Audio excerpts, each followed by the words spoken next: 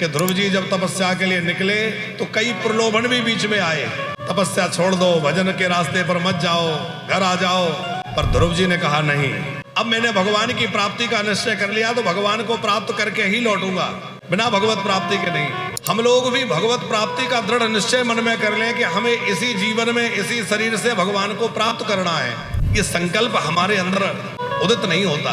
देखो ध्रुव जी को बहुत थोड़ी साधना से भगवान मिल गए, इसके पीछे कई कारण हैं। पहला कारण है ध्रुव जी की पक्की निष्ठा, मैं भगवान को प्राप्त करके ही लौटूंगा। दूसरा है उनकी माँ का आशीर्वाद। जिन लोगों के साथ माँ का आशीर्वाद होता है वो जीवन में कहीं चले जाए वो असफल नहीं होते हैं, क्योंकि माँ का आशीर्वाद जो है भगवान के विधान को भी बदल सकता है। माँ के आशीर्वाद में बहुत बल है। ध्रुव जी पर माँ का पूरा आशीर्वाद है। तीसरा है गुरु का आशीर्वाद। नारद जी की कृपा हुई है और समर्थ सदगुरु मिल जाए तो प्रारब्ध भी बदल जाए। गुरुदेव की कृपा हुई है तो दृढ़ निश्चय, माता जी की कृपा, गुरु जी की कृपा, और चौथा है इनके पिछले जन्म का संस्कार, जन्मांतरीय संस्कार।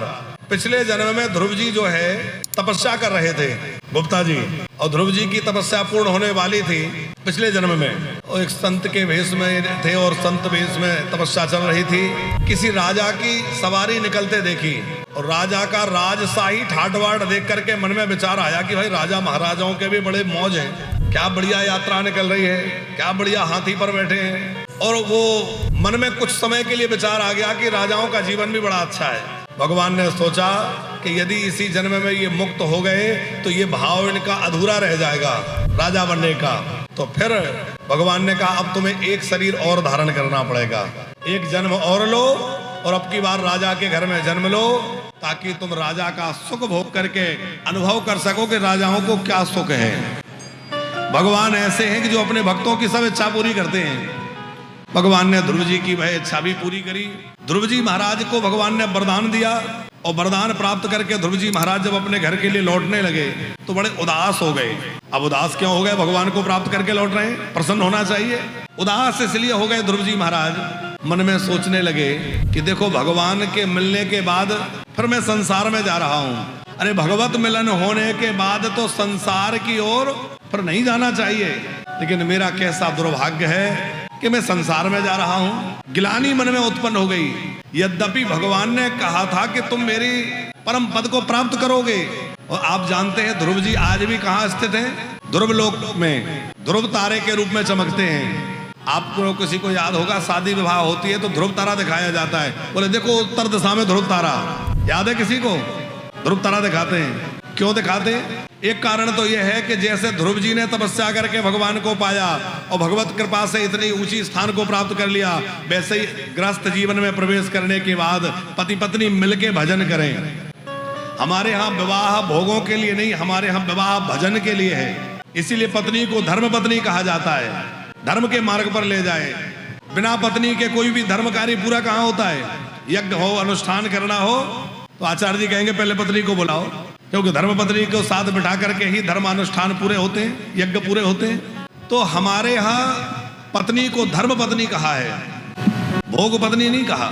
विवाह इसलिए है कि हम मिलकर के भजन करें, पति पत्नी दोनों खूब दोनों मिलके व्रत करें, दोनों मिलके कीर्तन करें, घर में भगवान की चर्चा हो तो घर ही जो है मंदिर बन जाएगा।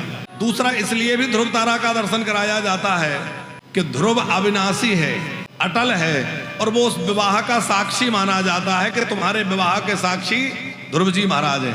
क्योंकि अग्नि भी विसर्जित हो जाएगी, देवता भी अपने अपने स्थान चले जाएंगे, ये मेहमान भी सब चले जाएंगे, कौन रहेगा? तो बोले विवाह का साक्षी बन करके ध्रुव तारे के रूप में ध्रुव जी महाराज को माना जाता है। ध्रुव जी महाराज लौटकर अपने नगर में आए और जब उनके आगमन की सूचना समाचार मिला तो उत्तानपाद राजा बड़े प्रसन्न हो गए।